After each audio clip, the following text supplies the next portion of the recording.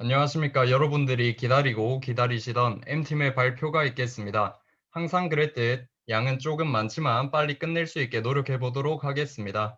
저는 탐스러운 먹잇감인 암호화폐에 대해 발표를 맡은 서정인이라고 합니다. 마이크 켜져 있는 것 같은데 꺼주십시오. 일단 목차는 첫 번째, 비트코인과 블록체인에 대해서 말을 하고, 두 번째, 비트코인의 기능 두 가지에 대해서 말을 한 뒤, 세 번째, 마지막으로 비트코인의 한계에 대해서 말해 보도록 하겠습니다. 암호화폐 시장의 대부분을 차지하고 있는 비트코인은 2017년 타오르던 불씨가 꺼지고, 어, 지금 제 목소리 들리시나요?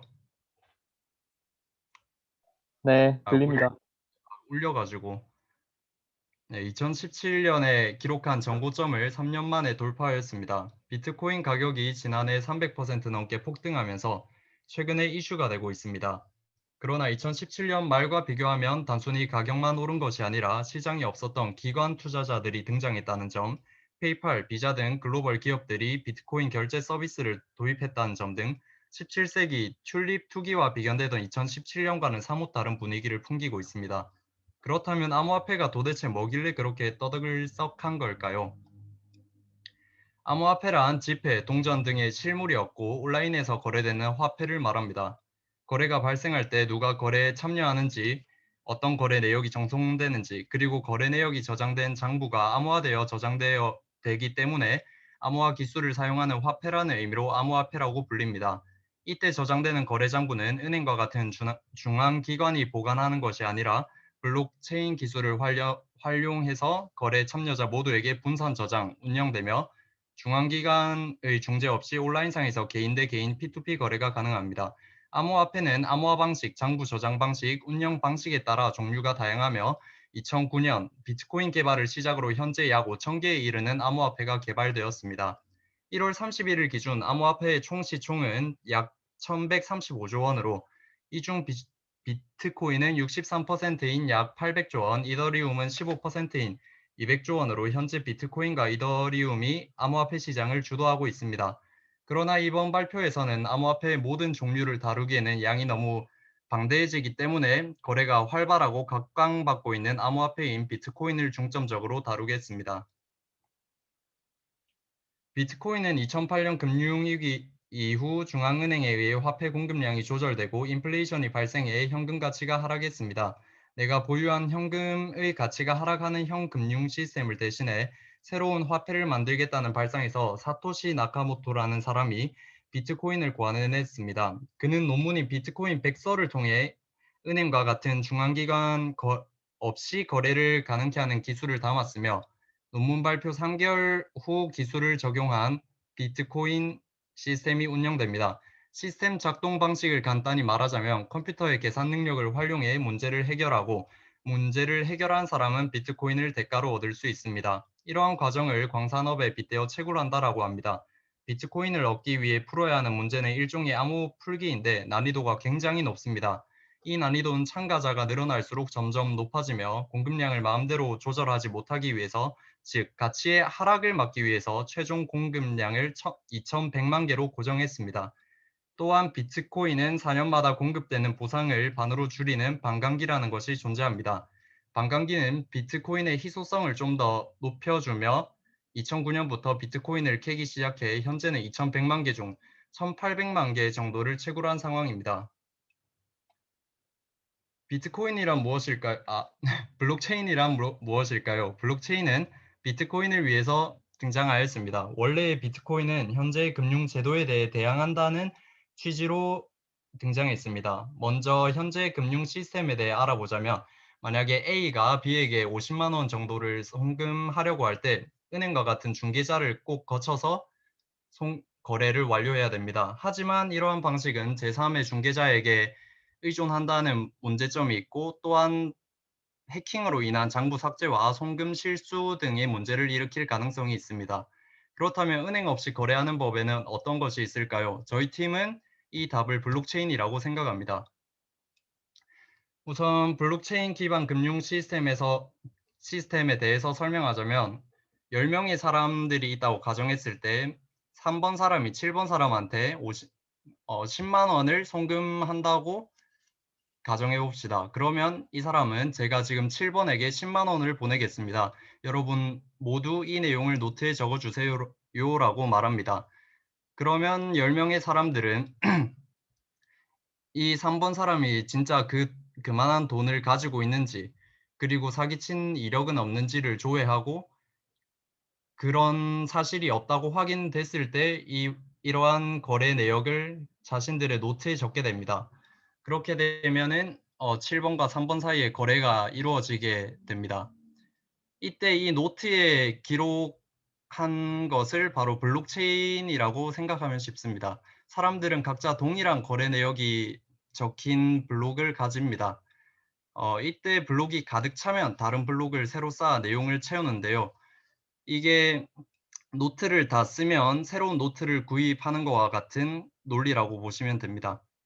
그리고 이 블록은 서로 연결지어서 보관을 하게 되는데 이것을 바로 체인이라고 해서 저희는 이 시스템을 통틀어 블록체인이라고 말하게 됩니다. 블록체인은 블록체인이 안전한 이유는 간단합니다. 기존 은행이 보관하는 방식은 장부를 꽁꽁 숨기며 철통 보안을 유지하는 것이었으나 어떤 보안도 결코 완벽할 수는 없습니다. 이는 많은 은행들의 해킹 사례만 봐도 알 수 있습니다. 블록체인이 이러한 보안 방식을 완전하게 뒤집어 엎습니다. 장부를 제3자가 꼭꼭 숨기는 방식이 아닌 동일한 장부를 모든 사람이 각자 나눠 가지는 방식으로 바꾸었습니다. 그래서 블록체인을 공공거래장부라고 부르기도 하며 이 장부는 일정 시간마다 새로 고침되며 잘못된 부분을 수정합니다. 과반수 이상이 올바른 장부를 가지고 있기 때문에 어떤 사람이 자신의 장부를 아무리 조작한다 할지라도 새로운 블록이 생성되면 과반수 참여자 정보와 일치하도록 수정되기 때문에 원래의 잠금으로 돌아오게 됩니다. 그런데 만약 한 명이 100명 중에 51명과 결탁해 장부를 동시에 조작한다면 어떻게 될까요? 이것을 51% 어택이라고 하는데 이렇게 되면 과반수는 조작된 51명이 되므로 가짜 장부가 진짜 장부가 되어버립니다. 그러나 장부를 공유하는 사람들에게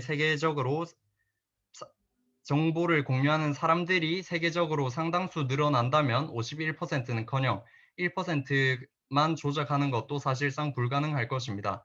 그렇기 때문에 블록체인의 보안 수준은 매우 높다고 볼 수 있습니다. 비트코인의 장점으로는 온라인상에서 제3의 중개자 없이 거래가 이루어지기 때문에 공간적 제약 없이 적은 수수료로 거래할 수 있다는 점이 있습니다. 또한 정보를 암호화하여 분산 저장하기 때문에 현 금융 시스템과 달리 조작이 어려워 보안이 뛰어나고 투명성이 높다는 점입니다. 한편 단점으로는 거래 장부를 저장하는 블록이 10분에 한 번씩 생성되도록 설계되어 있어서 거래가 완결되기까지 시간이 꽤 소요되고 지금보다 더 많은 사람들이 비트코인을 사용한다면 모든 거래를 처리할 능력이 떨어집니다. 또 비트코인 자체의 보안은 뛰어나지만 암호화폐를 거래하는 거래소의 보안은 취약해서 거래소 해킹 사고는 빈번하게 일어나고 있습니다. 비트코인은 이러한 특징들을 바탕으로 크게 두 가지 기능을 할 수 있습니다. 먼저 화폐로서 비트코인은 블록체인 기술을 활용해 금융기관 중개 없이 개인 대 개인으로 직접 거래가 가능한 매우 혁신적인 화폐입니다. 또한 비트코인은 법정 화폐와 달리 공급량이 제한되어 있어 임의적으로 통화량을 조절할 수 없기 때문에 통화량 증가에 따라 화폐 가치가 하락할 위험이 있습니다. 그러나 비트코인이 화폐의 정의에 부합하는지, 특히 교환의 매개로 가능할 수 있는지에 대한 의견은 분분합니다. 또한 비트코인은 교환 수단을 넘어 가치 저장 수단으로서 기능을 함으로써 투자 수단 투자 자산으로서의 가치 또한 가지고 있습니다. 이 때문에 비트코인은 성질이 유사한 금과 비교되며 디지털 골드, 뉴골드 등으로 불리면서 인플레이션 해지 수단으로 조명받고 있습니다. 이러한 비트코인의 두 가지 기능은 뒷장에서 더 자세히 살펴보도록 하겠습니다. 다음은 비트코인의 화폐 기능에 대해서 먼저 알아보도록 하겠습니다. 사토시 나카모토라는 가명의 프로그래머는 빠르게 진전되는 온라인 추세에 맞춰 갈수록 기능이 떨어지는 달러와 엔화, 원화와 같은 기존의 법정화폐를 대신할 새로운 화폐를 만들겠다는 발상에서 비트코인을 처음 개발하였습니다. 즉 정부나 중앙은행, 금융회사 등 어떤 중앙 집중적 권력의 개입 없이 작동하는 새로운 화폐를 창출하는 데 그 목적이 있었다는 것입니다. 특히 2009년 미국발 금융위기로 인해 페드가 양적 완화를 시작한 해로 이에 따른 달러화 가치의 하락 우려가 겹치면서 비트코인은 대안화폐로 주목받기 시작했습니다. 현재 일종의 투자 수단으로 인식되고 있는 비트코인의 개발 취지를 보면서 이런 궁금증이 듭니다. 과연 비트코인은 투자 수단을 넘어 새로운 법정화폐로 대체되어 그 기능을 수행할 수 있을까요?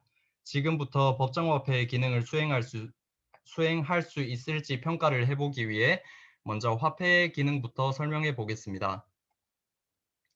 기본적인 화폐의 기능으로는 교환의 매개 기능, 지급 수단으로서의 기능, 가치 척도, 가치 저장의 기능 등 4가지 기능을 들 수 있습니다. 자세한 설명은 본 PPT를 참고해 주시기 바랍니다.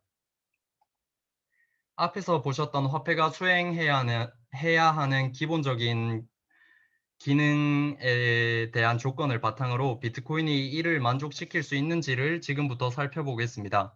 먼저 지급 수단이자 교환 매개 기능입니다. 이 기능은 비트코인을 받아들이는 가맹점의 수나 거래 규모로 짐작해 볼 수 있습니다. 도입 초기와는 달리 현재는 계속적으로 비트코인을 사용할 수 있는 가맹처가 늘어나고 있는 추세입니다. 그러나 아직 광범위하고 보편적인 적용은 시일이 걸릴 듯 보입니다. 한국의 경우 광역시에 그 사용처가 집중되어 있어 아직 전국적으로 사용되고 있지는 않습니다. 다음은 가치 저장 기능의 수행을 확인해 보겠습니다. 가치 저장 기능은 점차 시간이 경과하면서 전개될 수요 및 공급의 강도가 어떠할지에 대한 예상이나 믿음에 의해 좌우되는 측면이 있습니다. 그러나 비트코인의 공급이 미리 정해져 있는 점을 감안하면 수요에 대한 믿음이 화폐 가치를 결정하는 데 중요한 역할을 할 것으로 판단됩니다. 따라서 도입 초기에는 사람들의 믿음에만 의존하므로 장단기 변동성이 발생하여 부적합하다는 판단이 대다수를 차지하였습니다.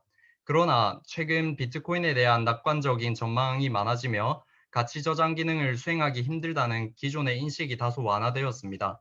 그럼에도 관련 전문가들은 여전히 비트코인의 법정 통화 대체 가능성에 대해서는 회의적인 스탠스를 취하고 있습니다. 이와 관련해서는 다음 장에서 한 번 더 말씀드리겠습니다. 마지막으로는 가치 척도 기능입니다. PPT에서 보시는 바와 같이 비트코인의 가치 척도 기능을 수행하기에는 아직까지 불안정성이 존재하는 측면이 있습니다. 비트코인이 법정 통화가 수행하는 가치 척도로서의 기능 역할을 수행할 수 있으려면 보다 안정성이 필요할 것으로 보입니다. 앞에서 본 바와 같이 비트코인은 화폐로서의 기능에서 아직까지 다소 미흡한 부분이 존재합니다. 따라서 비트코인이 본래 만들어진 목적과는 달리 완벽히 법정 통화를 대체하기는 힘들어 보입니다. 추가적으로 비트코인은 지목할 수 있는 발행자가 따로 존재하지 않으므로 이를 특정 기관의 부채라 볼 수는 없습니다. 그러나 앞에서 보시는 바와 같은 항목은 이들의 발행자인 중앙은행, 상업은행, 전자금융업자 등의 대차대조표 상 부채 항목으로 들어가 있습니다. 따라서 이러한 측면에서 볼 때에도 비트코인이 법정 화폐를 대체할 수 있다고 보기 어렵다고 판단됩니다. 따라서 비트코인의 가치를 법정화폐 대체 가능 여부에서 찾는 것은 어려워 보입니다. 그리고 비트코인의 기술의 잠재적 성장 여부를 고려하여 향후 법화 편입 여부를 판단해 보아도 비트코인이 법정화폐의 지위를 차지하기는 힘들 것 같습니다. 왜냐하면 최근 각국 중앙은행에서 중앙은행 발행 디지털 화폐인 CBDC의 도입을 적극적으로 논의 중이기 때문입니다. 도입에 꽤 시일이 걸린다고는 하나 CBDC가 중앙은행과 정부 관리하에 발행되는 만큼 화폐 기능 측면에서 볼 때는 비트코인에 비해 법정화폐에 더 가까워 보이는 측면이 있습니다. 이러한 이유로 법정화폐로서 비트코인보다는 최근 기관에서 주목하고 있는 투자 수단으로서의 비트코인에 대한 논의를 진행하는 게 보다 유효하다고 생각됩니다. 따라서 다음 슬라이드부터는 비트코인의 투자 수단으로서의 의의를 살펴보고 이에 관한 사항을 정리해 보도록 하려 합니다. 네, 세 번째 비트코인 투자 기능에 대해서 말해 보겠습니다. 비트코인의 투자 가치는 바이든의 시대가 막이 오르자 더욱더 조명받고 있습니다. 지금껏 트럼프 행정부는 코로나로 인한 경기 침체를 막기 위해 4차례에 걸쳐 약 3조 7천억 달러에 달하는 경기 부양안을 것에 반해 바이든은 취임 직후 한 번에 1조 9천억 달러에 달하는 부양책을 내놓으며 경기를 살리기 위한 바이드노믹스의 본격적인 시작을 알렸습니다. 또한 MMT 측 현대통화이론의 창시자인 스테파니 켈톤을 태스크포스팀에 투입함으로써 MMT의 추종자인 켈톤의 정책을 상당 부분 수용한 것으로 주목받고 있습니다. 이로 인해 인플레이션에 대한 기대감과 동시에 테이퍼링에 대한 우려도 생겨났으나 연준의 파월 의장은 테이퍼링은 아직 시기상조라고 언급한 발언과 함께 경기 상승에 대한 기대감이 커지면서 미국의 대표적인 기대 인플레이션 지표인 10년물 기대 인플레이션율은 약 2년 만에 2%를 넘어섰습니다. 또한 인플레이션을 예견할 수 있어서 인플레이션 지수라고도 불리는 CRB 지수는 채권 거래와 원자재 거래에 자주 사용되는 지표입니다. 이 지수는 코로나19가 전 세계로 확산되기 이전 수준까지 회복했으며 이는 인플레이션에 대한 기대감을 반영하고 있다고 판단됩니다. 이렇듯 막대한 화폐 공급을 바탕으로 하여 유동성을 증가시키는 인플레이션 유발 정책은 인플레이션의 기대를 높일 뿐만 아니라 화폐 가치 하락으로 이어져 달러 가치의 저하를 불러왔습니다. 보통은 화폐 가치가 하락하면 인플레이션을 억제하기 위해 금리를 높여 화폐 가치를 높이지만 현재처럼 부채 비율이 높은 경우 금리 인상은 오히려 역효과를 불러오기 때문에 한동안은 달러 약세를 지속할 것으로 보입니다. 게다가 최근 지속 가능하지 않은 수준의 부채, 대규모 양적 완화 정책에도 지진부진한 성장, 경제적 불평등, 코로나19 발 쇼크, 또 탈중앙화된 소셜미디어 정보 시스템의 진실성에 대한 의문 제기 등 여러 문제가 발생하고 있습니다. 이와 같은 현상이 계속되면 정부에 대한 신뢰도가 하락하고 화폐 가치도 이와 비례해서 떨어지는 인플레이션의 가능성이 더 커지고 있습니다. 이처럼 달러화 약세, 정부에 대한 신뢰 하락, 인플레이션 가속화 등에 대응해 인플레이션 해지의 필요성이 더 커졌다고 볼 수 있습니다. 이러한 인플레이션의 기대 속에서 사람들은 가치가 쉽게 떨어지지 않는 안전자산으로 눈을 돌리게 됩니다. 가장 대표적인 안전자산은 바로 금입니다. 좌측의 그래프를 보시면 통화량이 증가할수록 금값도 대체로 상승해온 것을 알 수 있습니다. 그러나 최근 금을 대체할 새로운 인플레이션 해지 수단으로 비트코인이 각광받고 있습니다. 우측의 그래프를 보시면 20년 8월까지 금과 비트코인이 비슷하게 움직이다 이후 금은 조금 하락한 반면 비트코인은 급등하면서 디커플링된 모습을 보여주고 있습니다. 이는 금과 비트코인은 달러에 대한 대체제이자 인플레이션 해지 수단으로서 동행성이 강했으나 20년 하반기 백신 개발 소식에 안전자산 수요가 줄고 금에 대한 규제가 시작되면서 투자자들이 금 시장에서 발을 뺐기 때문으로 추정됩니다.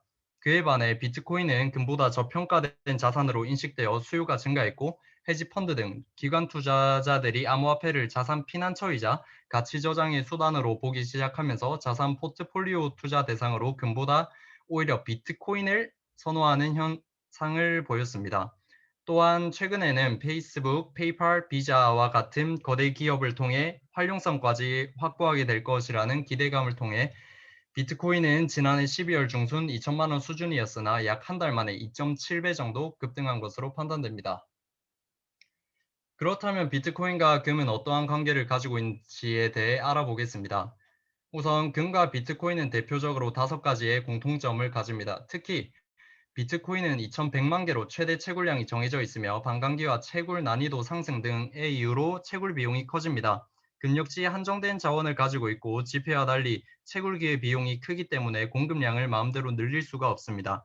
공급량이 희소하다 보니 수요에 의해 가격 영향을 많이 받고 사람들이 매기는 가치에 의해 값이 정해지게 됩니다. 그러므로 비트코인이 금을 대체하기 위해서는 사람들이 인식하는 비트코인의 가치가 금보다 더 커져야 합니다. 현재 비트코인이 최고로 평가받는 가치 중 하나는 가치 저장의 기능, 즉 희소성입니다. 그러므로 희소성이 높다고 인식될수록 비트코인의 가치는 더 올라갈 것이라는 사실을 추측할 수 있습니다. S2F 모델은 희소성과 가격의 관계를 나타냅니다. 이를 활용해 비트코인의 가치를 추정해 보도록 하겠습니다. S2F 모델은 보유하고 있는 자원의 양을 연간 생산량으로 나눈 값인 SF 지수를 통해 희소성을 나타냅니다. 이 수치는 현재 재고를 생산하기 위해 현재 생산 속도에서 몇 년이 필요한지 알려줍니다. 예를 들어 금의 생산량이 약 3,000m 톤이며 전 세계의 현재 금의 재고량은 18만 5천 미터 톤으로 추정됩니다. 이것을 공식에 넣으면 18만 5천 나누기 3천, 3천 나누기 18만 5천은 61로 SF 지수는 60이고 이 수치는 현재 생산 속도로 현재 유통되고 있는 모든 금을 현재 생산 속도로 발굴하려면 62년이 필요하다는 의미가 됩니다. 즉 숫자가 높을수록 희소성이 커지게 됩니다. 이것을 비트코인에 적용해보면 현재 유통 중인 비트코인은 2020년 5월에 반감기를 기점으로 1,840만 개이며 연간 생산량은 32만 8,500개로 SF 지수는 60을 나타내면서 금의 희소성 가치와 비슷한 수준에 도달했다고 볼 수 있습니다. 그러나 여기서 더욱 중요한 점은 약 4년마다 반복되는 반감기는 SF 지수를 높여 2024년에는 SF 지수가 119 정도로 올라갈 거라 예상됩니다. 이렇듯 SF 지수의 상승이 중요한 이유는 바로 S2F 모델은 희소성이 높을수록 가격이 올라가는 것을 증명하고 있는 모델로 비트코인의 가격과 희소성의 95%의 상관관계를 가지고 있으며 금과 은은 또한 비슷한 상관관계를 가지고 있기 때문입니다. 그래프에서 보이다시피 SF 지수가 올라감에 따라 비트코인의 가격도 올라가는 것을 볼 수 있습니다. 즉 반감기를 기준으로 희소성이 상승하며 가격이 오른다는 뜻으로 해석할 수 있습니다. 그렇다면 이 반감기를 기점으로 언제 가격이 상승하는 걸까요? 앞에서 말했듯이 비트코인은 4년의 기준을 가지고 생산량이 반으로 줄어드는 반감기를 가지고 있습니다. 오른쪽 봉의 숫자들과 다양한 색깔은 반감기까지 남은 기간을 의미하는 것이고 그래프에서 보듯이 반감기까지 남은 기간을 기준으로 한 색깔로 표시되어 있습니다. 좌측 그래프를 보시면 역사적으로 반감기가 다가오는 부분인 파란색 부분에서는 주춤하다가 노란색 부분에선 가장 큰 상승을 보이며 이는 반감기 이후 1년에서 1년 반 시점에 가격이 제일 많이 올라감을 알 수 있습니다. 그렇기 때문에 2021년 말에 최고가를 갱신할 것으로 예상하고 있습니다. 또한 오른쪽 그래프를 보면 알 수 있듯이 비트코인의 점들은 시간을 가지고 올라가는 선형 차트에 의해 회귀하고 있으며 1년 안에는 10만 달러, 다음 반감기까지는 해당 논리에 따르면 1조 달러까지도 타겟으로 할 수도 있다고 볼 수 있습니다. 하지만 SF 모델은 희소성 기반 평가 모델이기 때문에 나름대로 근거가 있다 없다 보다는 이런 식의 모델링이나 논리적 접근이 가능하다는 점에서 참고할 만한 지표라고 볼 수 있습니다. 다음은 비트코인의 현주 소요에 대해서 말을 해보겠습니다. 비트코인은 현재 상승세를 타고 있으며 현재 유통되는 비트코인 중 5년 동안 한 번도 이동되지 않거나 거래가 일어나지 않은 비트코인의 수량이 지난 7월 기준으로 1,780만 개로 21% 정도를 차지하고 있습니다. 비트코인의 개수로는 380만 개 정도이며 이러한 통계를 통해 전문가들 중 일부는 이것이 비트코인 장기 투자 물량이며 비트코인이 장기적으로 가치 저장의 수단화가 되어 가고 있는 것을 보여주는 증거라는 주장을 펴기도 합니다. 또한 우측 하단 차트를 보았을 때 이번 반등은 2017년과 달리 비트코인의 가격이 치솟는 동안 구글에서의 비트코인 검색 활동이 최근 몇 년간 이어져 온 검색 수준에서 거의 변동이 없었다라는 사실을 확인할 수 있습니다. 이는 남들이 큰 돈을 벌 동안 혼자만 뒤처지는 것을 두려워하는 일반 투자자들을 일컫는 이른바 FOMO, Fear of Missing Out 투자자들이 상대적으로 적었고 다수의 기관 투자자가 현재 가격 상승을 주도했다고 볼 수 있습니다. 즉 현재 비트코인은 비트코인 거래량과 선물 미결제 약정 규모가 늘어나며 과거에 비해 상대적으로 변동성이 줄어들고 있고 예전만큼 투기성 자산이 아닌 기관들도 투자하는 신뢰성 있는 자산으로서의 지위를 쌓아가고 있습니다. 또한 비트코인 자체의 탈중앙화 특성, 희소성을 고려해 보았을 때 비트코인의 가치를 인식한 사람의 증가는 가격 상승과 직결되기 때문에 꾸준한 수요만 있다면 하나의 자산으로서 가치는 있다고 생각됩니다. 그러나 한계 또한 존재합니다. 여러분들 지금 발표가 좀 길어져서 집중력에도 한계가 올 수 있지만 조금만 더 하면 끝나니 마지막으로 집중해 주시기 바랍니다. 최근 비트코인은 유명인이나 정부의 말 한마디에 변동성이 커지고 있는 상황입니다. 예를 들어 미국 재무부 장관인 제닛 옐런이 많은 가상자산이 불법 금융에 이용되고 있다. 가상자산의 악용을 막고 돈 세탁 수단으로 쓰이지 않도록 해야 한다라고 했을 때 비트코인은 3일간 20% 가까이 폭락을 했습니다. 그 다음에 테슬라 CEO 일론 머스크의 경우에도 비트코인이라는 해시태그를 남겼을 뿐인데 순식간에 10% 이상 급등하는 등 이상 징후를 보였습니다. 또한 정부의 규제가 비트코인의 변동성에 가장 큰 영향을 끼칠 것으로 보입니다. 27일 종합자산거래소 이토르의 가이드 허쉬 전무는 기관들은 바이든 행정부의 가상자산 관련 정책 방향성을 파악 중이라며 새 정부가 공격적인 규제나 거래 금지 등의 조치를 취하지 않을 거라 판단되면 물밀듯 시장으로 몰려들 것이라고 말했는데요. 정권 초 대규모 경기 부양책을 준비 중인 바이든 정부 입장에서는 시장의 푼돈이 비트코인으로 흘러가는 것이 반갑지 않을 상황인 만큼 저희는 정부 규제에 대해 가장 귀를 기울여야 된다고 생각할 수 있습니다. 두 번째는 장부 조작 가능성입니다. 과정을 먼저 보여드리자면 일단 블록체인 방식 특성상 여러 명의 참여자가 문제 해결에 도전합니다. 가장 먼저 문제를 해결한 참여자는 장부를 기록할 권한을 획득하게 됩니다. 이때 조작할 가능성을 낮추기 위해서 뒤에 6개의 장부가 기록되어야 진짜 장부로 인정받습니다. 만약 악의적인 참여자가 조작된 장부를 기록한다면 다음 문제를 푼 참여자가 이를 알아챌 수 있고 조작된 장부 대신 다른 장부를 기록하게 됩니다. 그 다음 문제를 푼 참여자도 올바르게 작성된 장부 뒤에 장부를 이어붙이게 되고 6개의 장부가 이어붙여지면 조작된 장부를 폐지하게 됩니다. 하지만 만약에 악의적인 참여자의 연산력이 좋아서 6개 문제를 먼저 풀 수 있게 되고 조작된 장부 뒤에 6개의 장부가 붙여진다면 장부의 조작이 발생합니다. 그렇기 때문에 장부 조작과 관련해서는 컴퓨터의 연산력이 가장 중요하다고 볼 수 있습니다. 그런데 말입니다. 미래의 양자 컴퓨터가 개발된다면 현존하는 슈퍼컴퓨터보다 수억 배 빠른 계산이 가능하고 악의적인 참여자가 대량의 연산력을 확보해서 조작이 이루어질 가능성이 높아지게 됩니다. 또 비트코인은 구조적으로 생산량이 감소하도록 설정되어 있기 때문에 일반 참여자가 채굴에 참여할 유인이 감소하여 일반 참여자의 연산력이 하락해 악의적인 참여자에 의해 장부가 조작될 가능성이 높아질 수 있다는 한계점을 가지고 있습니다. 마지막은 부록인데 시간 관계상 이거는 넘어가도록 하겠습니다. 이상 긴 발표 들어주셔서 정말 감사하고 질문 있으신 분은 자유롭게 질문해 주시기 바랍니다.